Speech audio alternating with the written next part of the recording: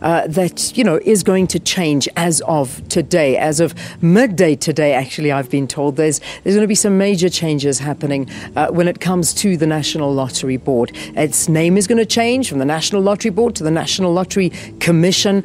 We've got a brand new operator, Ituba. They've taken over from Gidani, so they're rolling out all around the country. And I heard one of our crew members going up to Charmaine, who's the CEO of Ituba, asking her, listen, if I buy a ticket, is everything still going to be okay? Because I know you guys were going through a little bit of glitches. She's like, everything is fine. So things are really getting up and running. And this month has been lots of hard work and, of course, all culminating to today. So let's talk about the rebranding. Let's talk about what you can expect to see from today onwards when we talk about the National Lottery. And here to talk to us about this is Modjadji Makoela, is an executive within the Commission who is in charge of this whole rebranding, which is a big job in itself. So lovely to have you here on the program, and welcome to Morning Live. Thank you, Leanne, and good morning to you and the listeners, the viewers. Indeed. Thank you so much. So we talk about lots of things changing. We don't want to get into the nitty-gritty of what's changing. I think we've spoken about that quite extensively. But the look and the feel and the National Lottery is all going to be rebranded. How long have you been working on this for? We've been working on this for more than 6 months. We've been working on the branding strategy and repositioning. Of the new organization.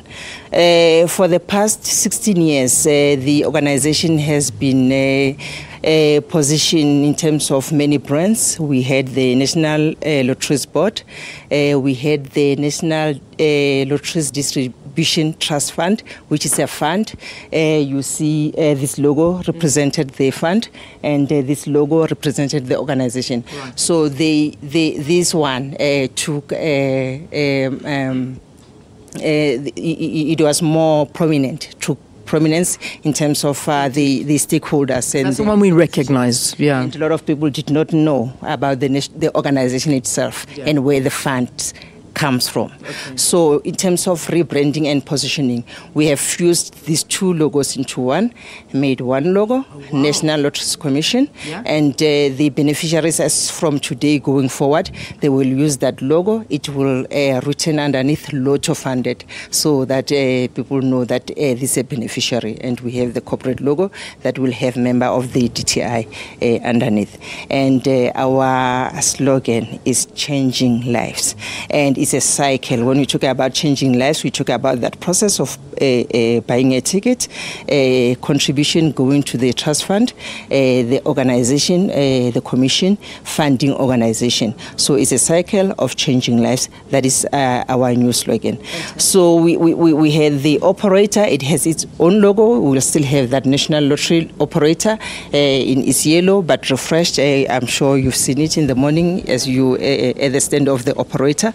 Then that's the cycle of the logo, and then we'll have the commission as a corporate logo, and we'll just have the name Lotto funded underneath when we put a signage at a beneficiary. Yes. So that was a change. We have used, and the National Lotteries Commission logo, it represents three things. It's the regulatory, because when we position ourselves as a regulator for national lotteries and other lotteries. Mm-hmm. National lottery, we have just one national lottery operator, which is Ituba now, and the logo also represents the advisory that the board gives to the minister of the DTI, who's the shareholder, and thirdly, it represents the funding, which is the final stage of the process of this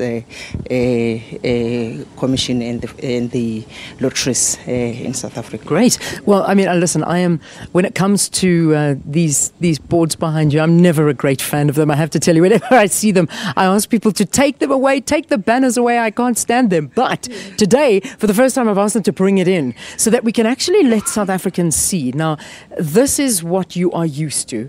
And everything is going to change now. So it's quite amazing. At 12 o'clock, you were saying that you're relaunching this entire new look that's going to be happening now. So, Modjadji, you said these two are now going to be incorporated into one. Etuba, which is that logo, I don't think we can get a shot. Maybe, no, there's too many people in the way. No, we can't get a shot. Yeah. But it's over there. So that is what, when people go to buy and purchase their tickets, that's what they see. Yes. I think they see the machine more than they see that.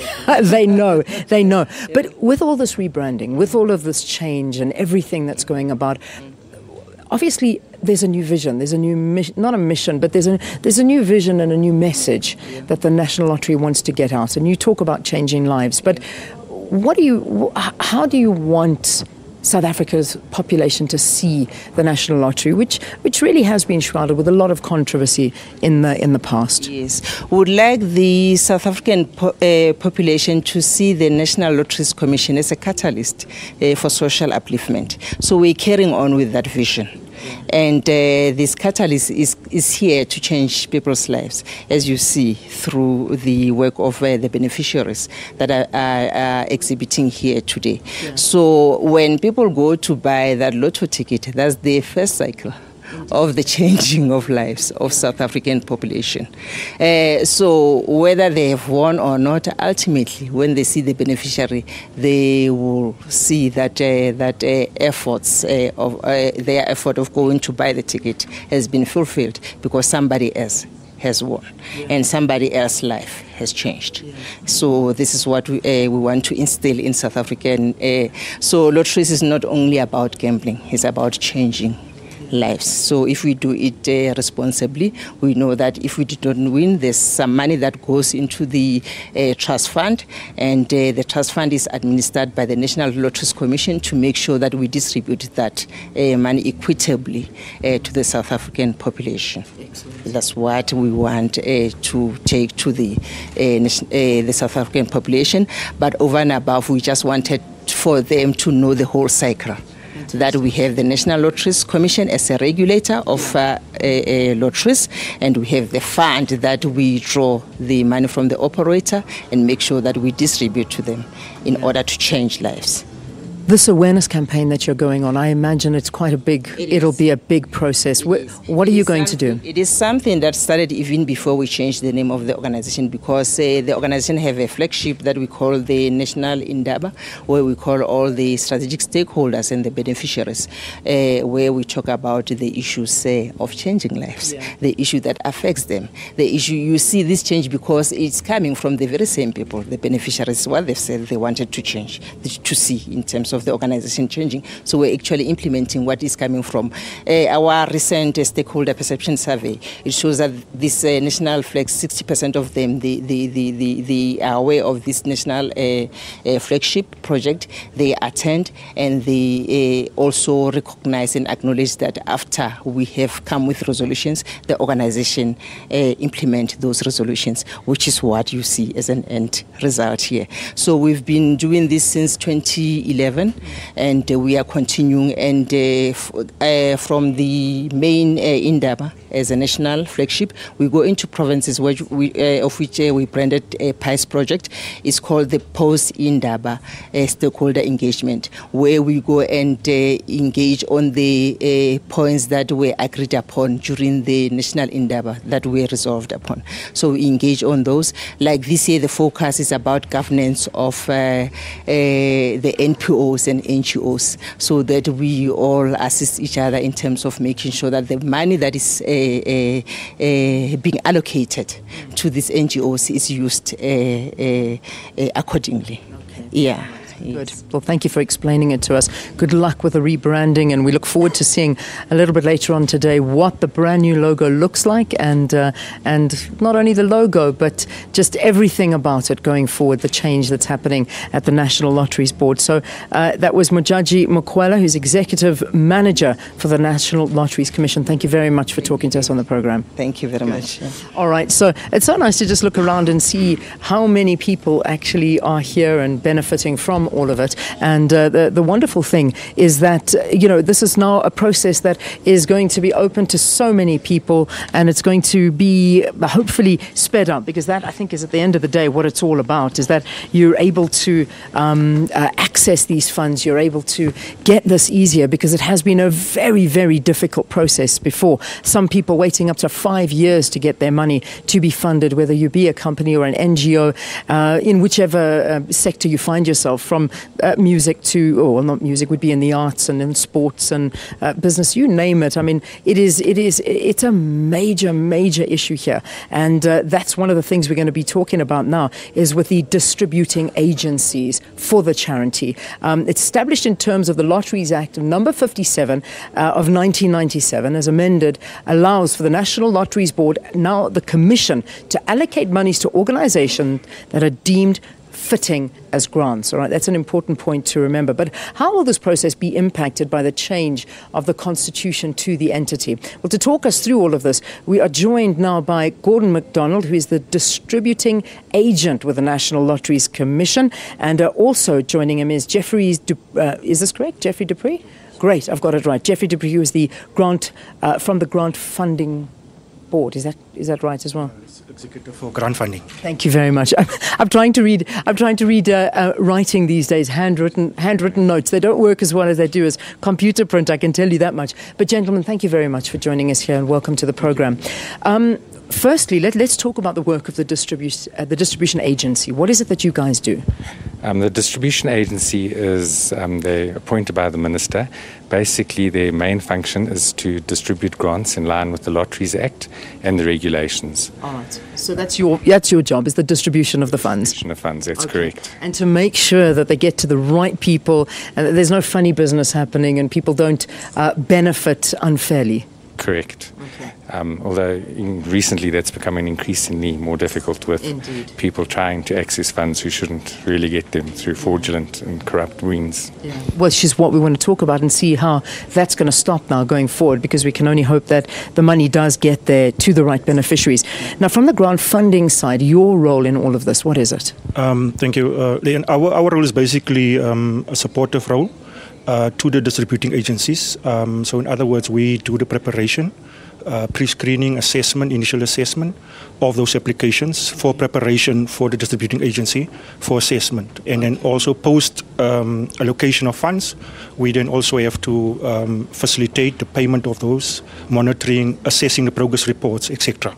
Yes. So you basically recommend, you get a whole bunch of people. We'll just take whoever is standing here, the Mozilla Trust. Yes. They will apply to you, you will look at them, you will go through a very stringent process to ensure that these are the right people. You then say, great, we want to fund them.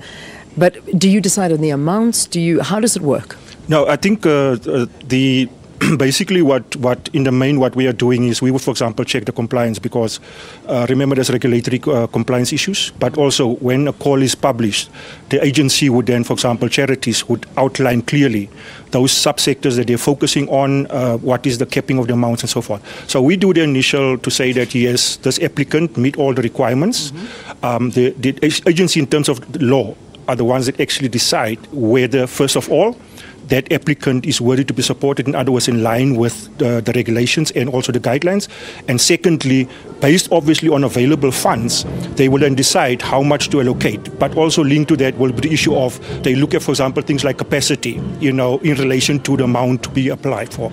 And so we basically do all those groundwork, basically saying to them, if you find this application to be suitable, everything else is fine. And then based on that, then they make a decision. Okay. Yeah. Gordon, we spoke a bit earlier about funds that, land up in the wrong hands or in unworthy recipients. Now, what's going to change with today? Because there are so many things changing. But from this perspective, which is possibly the most important perspective, what is going to be happening that's different? Well, I think the process has already started. As Jeff says, his department, which is a big department, does the pre-screening, checking that everything's right. And I think as we go along, we've learnt, and we now do verification at different levels of the adjudication process.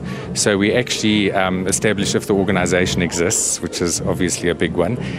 We're now working more with the financial statements. We're actually asking for verification by the accounting officer that this is actually their client, and they have actually done the financial statements. So that gives us another third or leg, we call it, verification that the organisation exists. And then there's been a monitoring and evaluation and a risk department set up at the National Lottery, and they're actively involved in going to visit projects to see that they exist, to see that they have capacity, to see that they have beneficiaries, and to see that they actually need the money. There is a lot of money available, but it's never enough when you look at the amount of people that apply to the lottery every year. It's usually 40, 50 times, Jeff, more than the money we've got. So even though it's a significant amount, it still amounts to scarce resources, and we have a responsibility to make sure that they're put to the very best use available. And there are a lot of needs in South Africa. Indeed, we've got a lot of needs.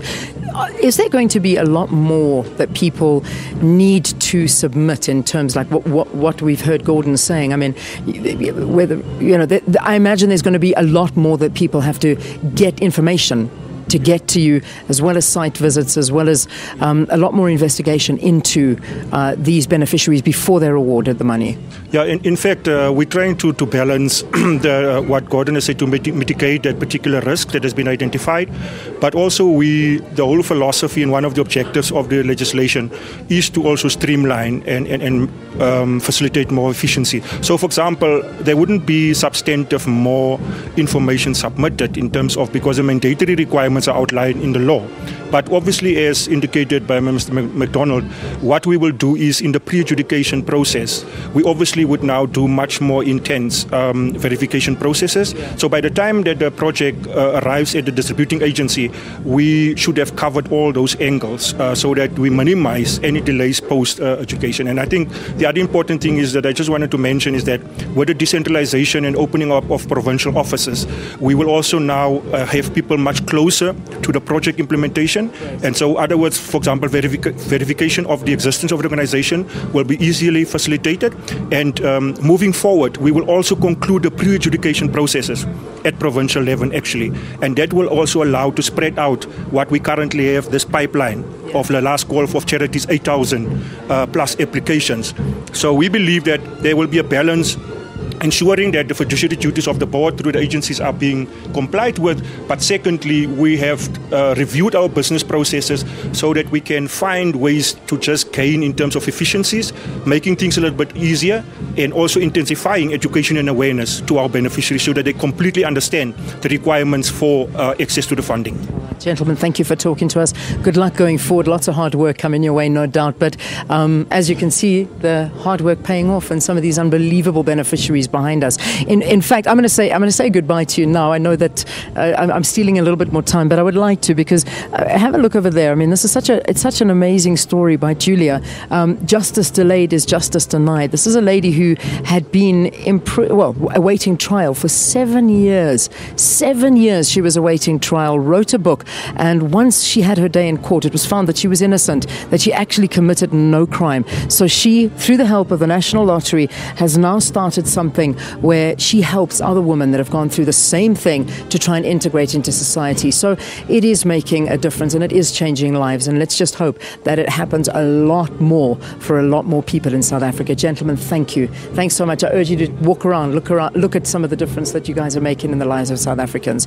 All right, that's it from us here at the Academy. I think you're going to come back and listen to some music, but I'm going to say shap shap to you from here.